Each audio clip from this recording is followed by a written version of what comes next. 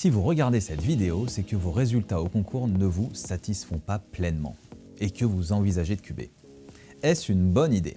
Cela fait plus de 25 ans que j'accompagne des étudiants comme vous, je peux donc vous faire part de quelques convictions rassurantes.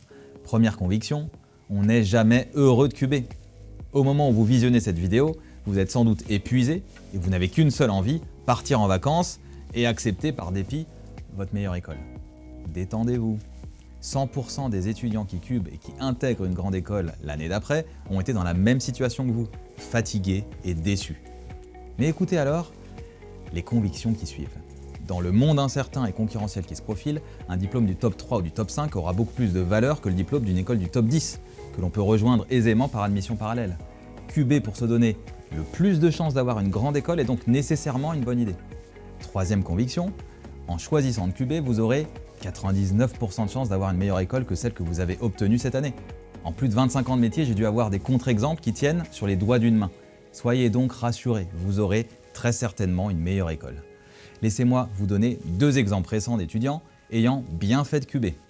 Coralie Nouvelle, admise à Audencia en carré et qui a choisi de cuber chez MyPrépa alors que certains de ses professeurs en carré lui disaient qu'elle n'aurait jamais HEC. Résultat, elle est aujourd'hui à HEC en étant majeure du concours HEC en culture générale et du concours ESCP en économie et en ayant 17,5 de moyenne en maths.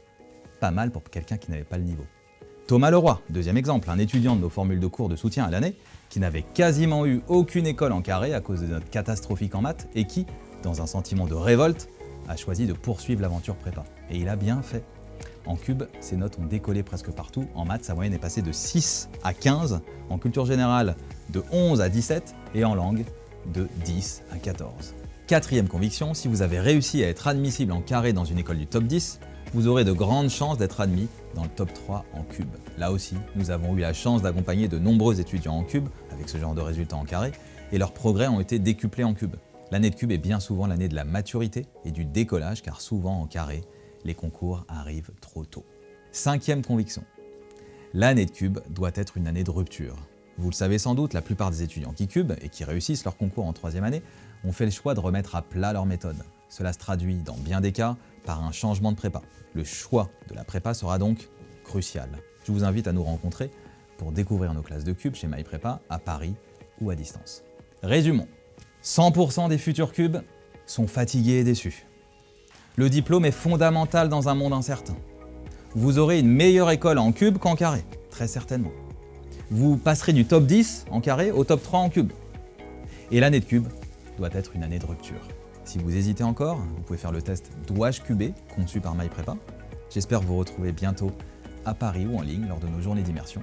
Vous pouvez vous y inscrire. Tous les liens pour s'inscrire et faire le test sont disponibles dans la description ci-dessous. Merci pour votre écoute et à bientôt.